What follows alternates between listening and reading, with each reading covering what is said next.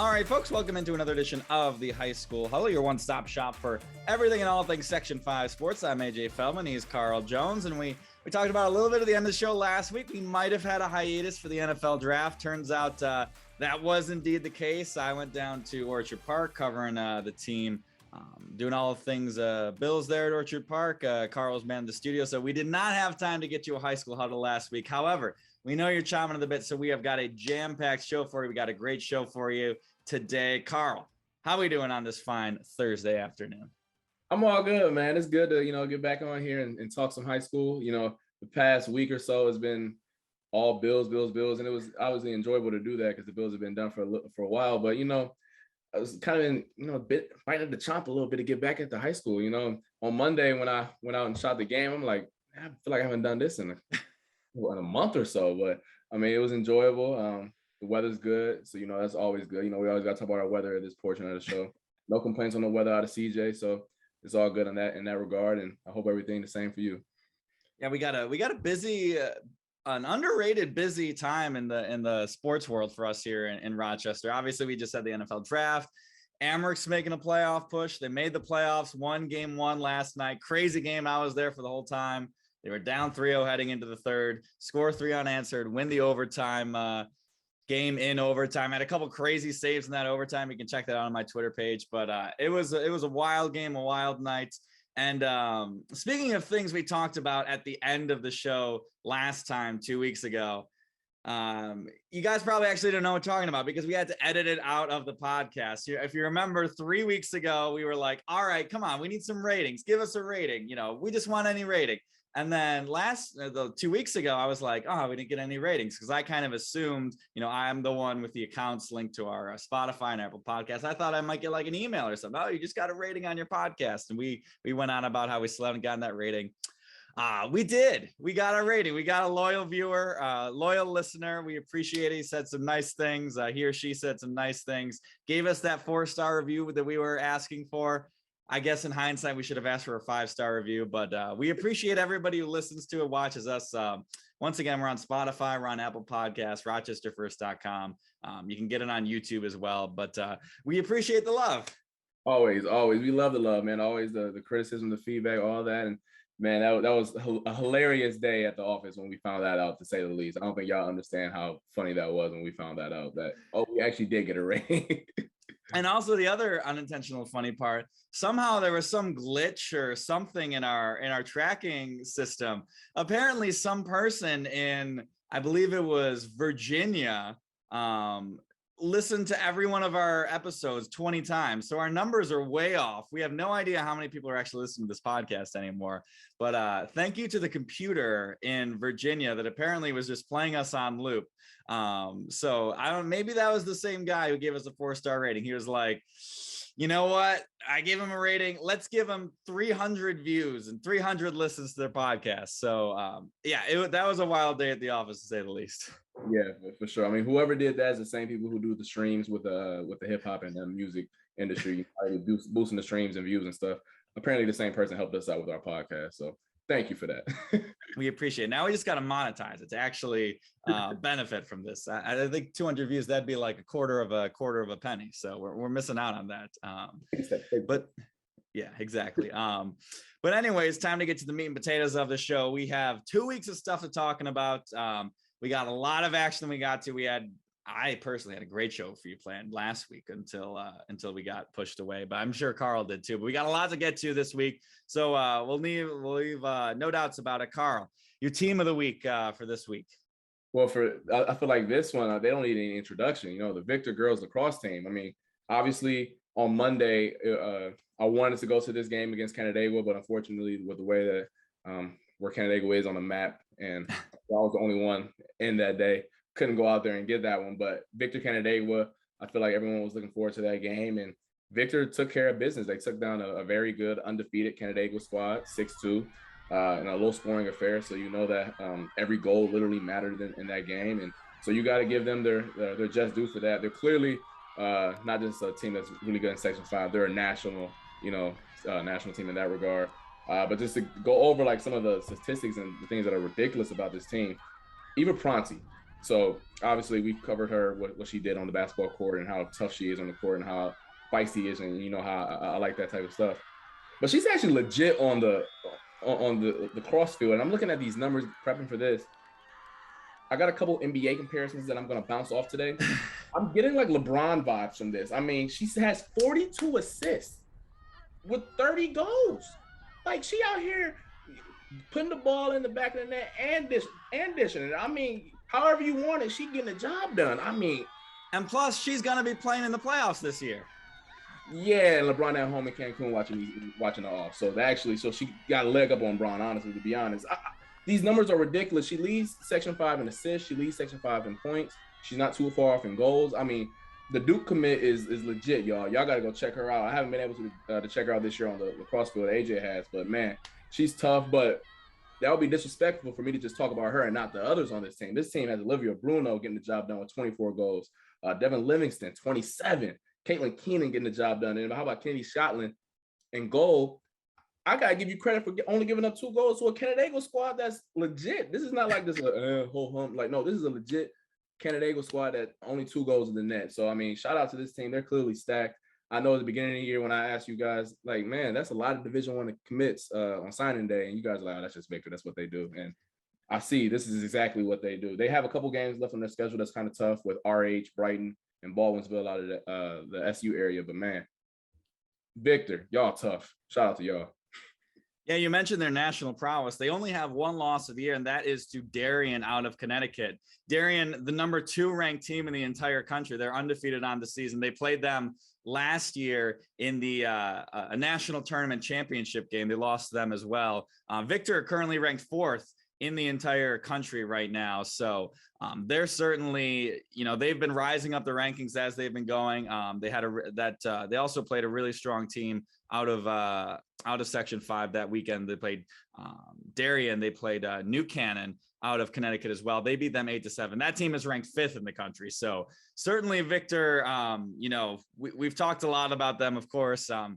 All the deserve to them. They lost in that sectional championship game last year. They certainly wanted to get that revenge on Canandaigua last year. And so far it's looking good for them. So we'll see how far of a run they can go here in the state tournament here in Section 5. Now for my team of the week, we talked about Victor, a team with, all the prowess, the pedigree, the tradition. I'm going with the Spencerport boys lacrosse program. And for those who, might not be as aware, the discrepancy between East Side lacrosse teams and West Side lacrosse teams fairly distinct. You've got your Victors, your Canandaiguas, your Thomas, your et ceteras. They kind of just play against each other, and one of those teams wins every year. Spencerport might have a little bit to say about that this season. So far this season, 2 days ago on Tuesday, they took down Canandaigua 9-8. They were down 8-5 midway through the 4th quarter. They scored the final 4 goals of the game in the last 3:08 in regulation. Anthony Rodriguez, the winner, with just 5 seconds left on the clock. And then a week prior to that, they beat Thomas 13-9. They led 10-2 at the half.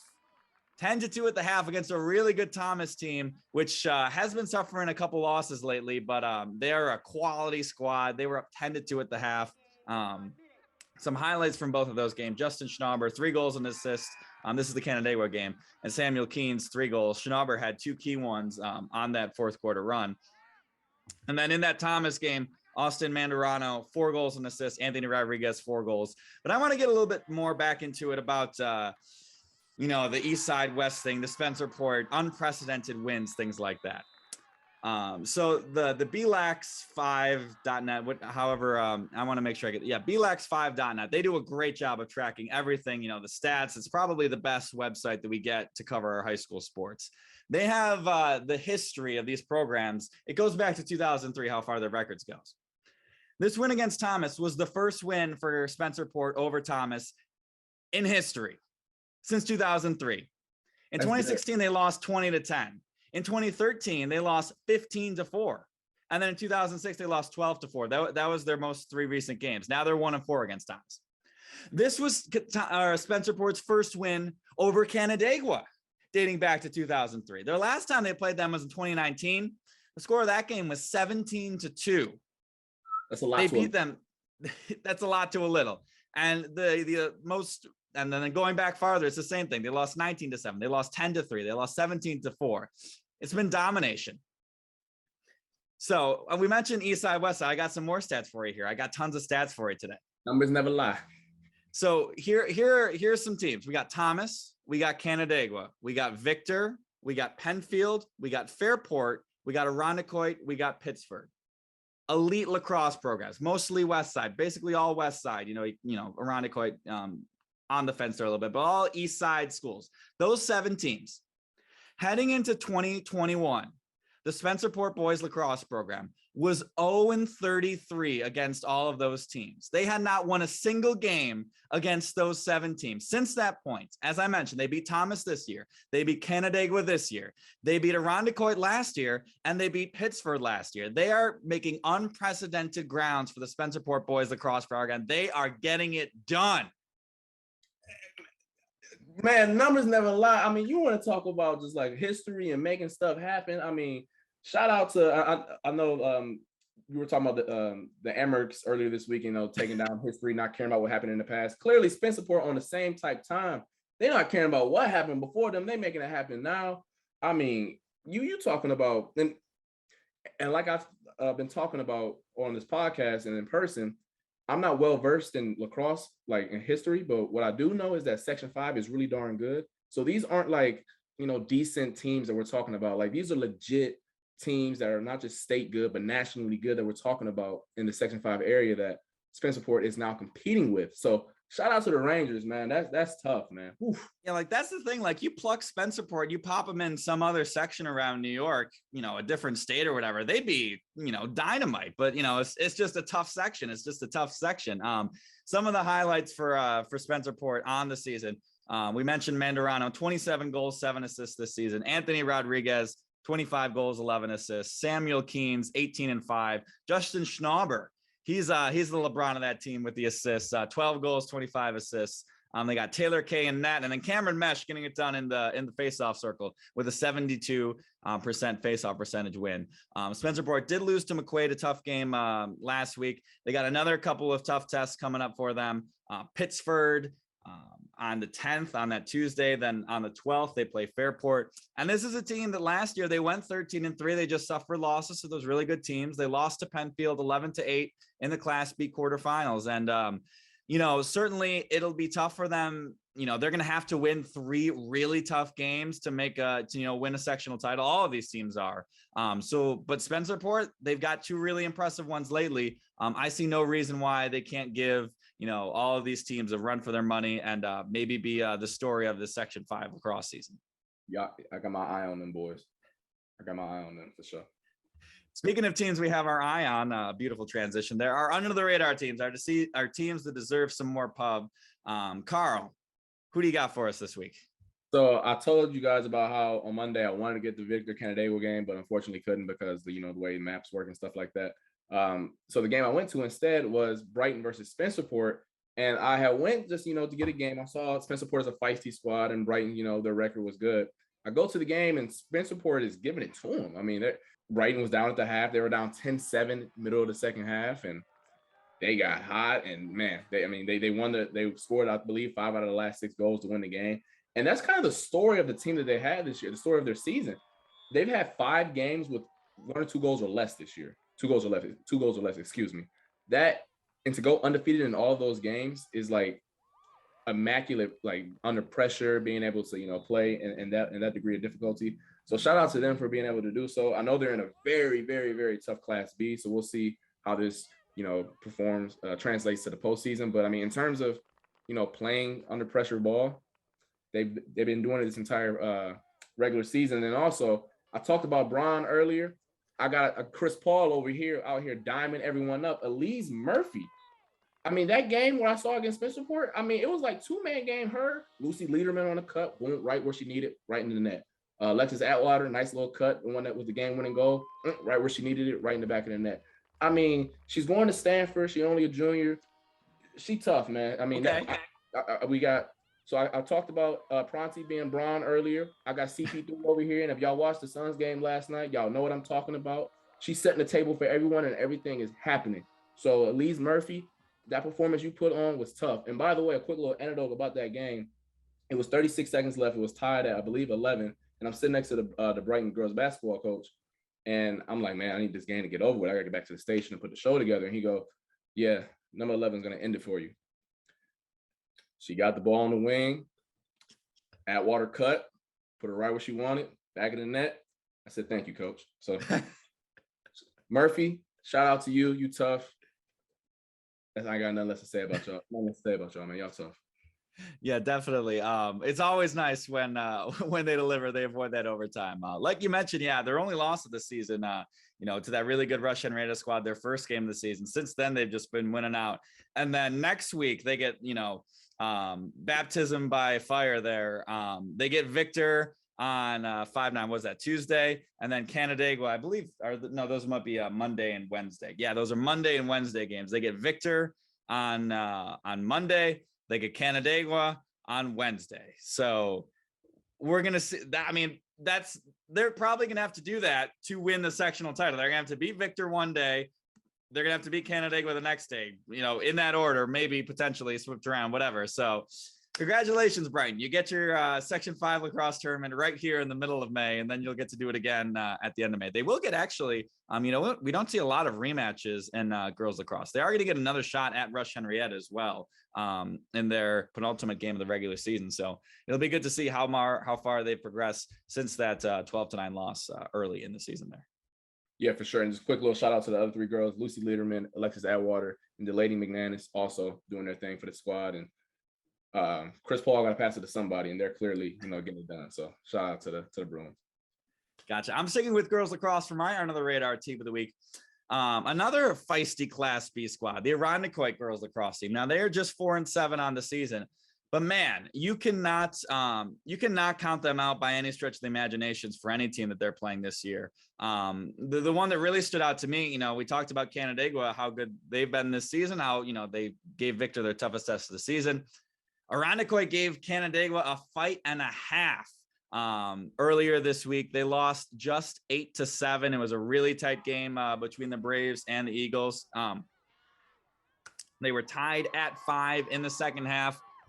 Then Hannah Davis kind of took over for Canandaigua. She scored all of the Braves goals in the second half. But to be tied with the Canandaigua squad that late in the game, to only lose by a goal, that is an impressive victory. I was at their win over Schroeder at the end of April. That was a 13-3 margin. That game was just not close. You knew, Schroeder, they're a little feisty. They've given some teams some tests. That game was just over. Irondequoit was just doing whatever they wanted. They were winning the draw, getting down the other way, scoring, winning the draw, getting the other way, scoring. It was really great for highlights as well. They played that Brighton squad pretty good in Irondequoit's first game this season, 8-7.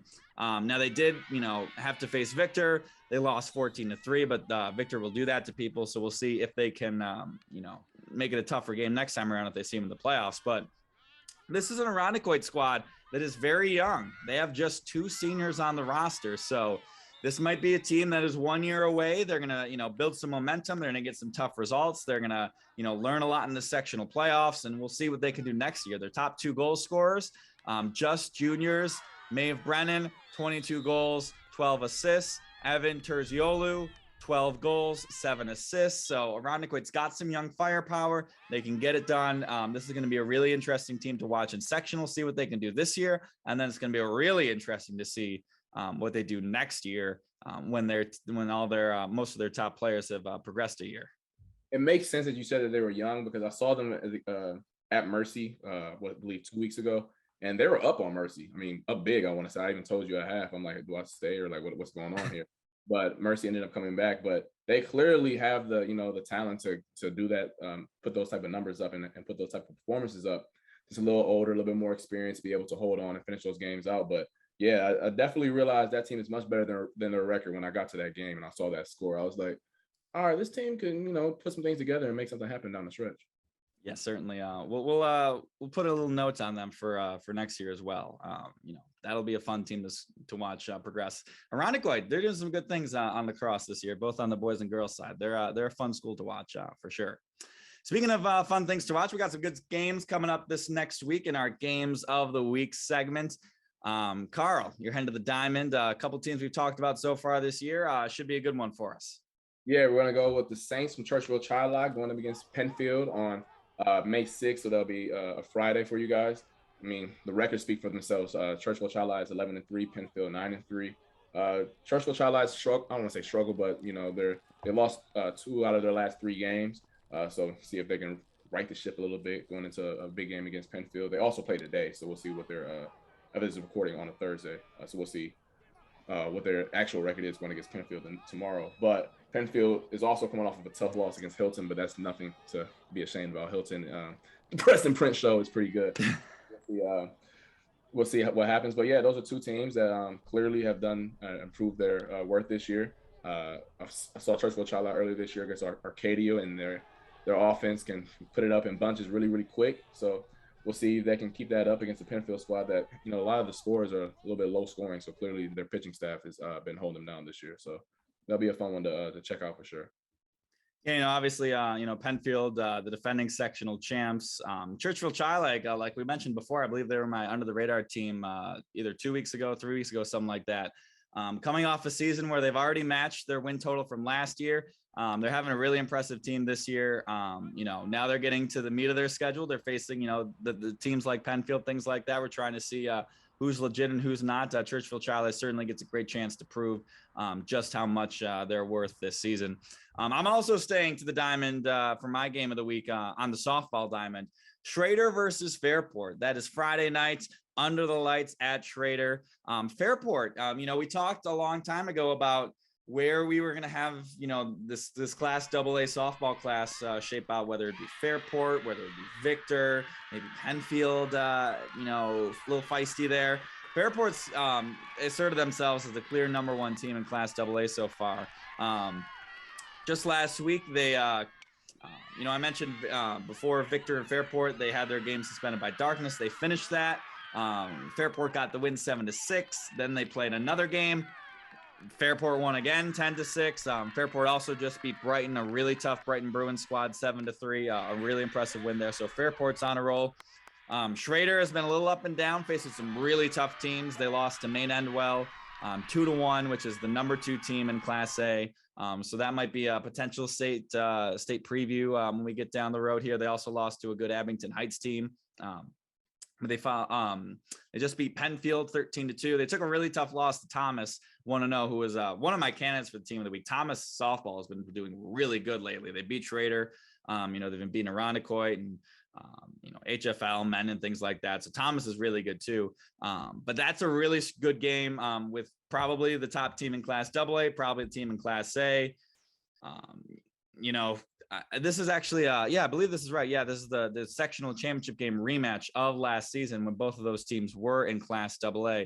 I'm just going to check really fast just to make sure that wasn't Victor in that game last year.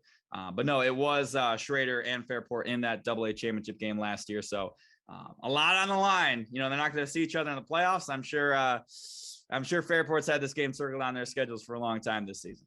Now I'm all about the rematches because you hold that on for a whole year. You're bitter. You can act like that didn't matter to you, like political coach speak or whatever. But no, deep down inside, you always want to get revenge and see the teams that bring the best out of you. So that's definitely another game. And I've talked about this a little bit. The softball games are kind of fun, especially how big the ball is, so it's easy to a little bit. So yeah, it's yellow. It's bigger. It's closer to you. Yeah, you feel me? The outfield is not as massive, so I can actually go out there and get that nice view. So I don't know, but nonetheless, though, that's a game that people definitely need to be on the lookout for sure. Yeah, and these 2 teams already actually did meet earlier in the season. Schroeder took a 3-0 win, so clearly Fairport trying to get some rent from that one from that one as well. Seems like Fairport's really coming to our own late down the stretch, so that should be a good one to see if Fairport can turn the tide from game number 1. But we got a lot of great games coming up. We got a lot of great games on the Diamond tomorrow. Hopefully this weather keeps up. I think we should be good. Fingers crossed. Yes, exactly. We also got some Amerks playoff games that night up in Canada. So we got a busy sports slate ahead. And as we've kind of talked before, I was also talking to Dan Fates about this. Man, you get to the winter sports season, it just goes on and on and on. Lots of practices, lots of games for the kids, of course. spring's a lot shorter. We're almost done with the spring sports season. We got like 2 or 3 more weeks. Then we got sectionals.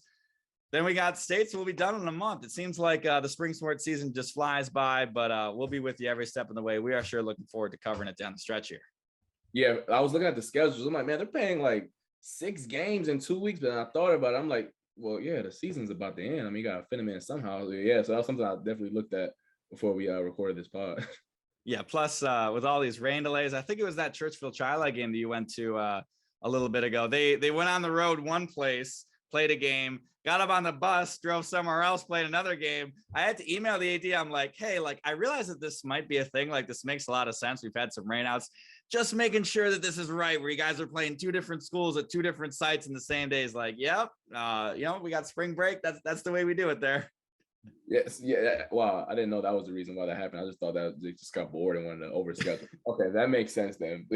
But yeah, shout out to these kids for putting all these games in a short period of time and having the time of their lives. So, like you said, we'll be with them every step of the way, and hopefully we get some fireworks down the stretch. You're darn right. We are having the time of our lives as well.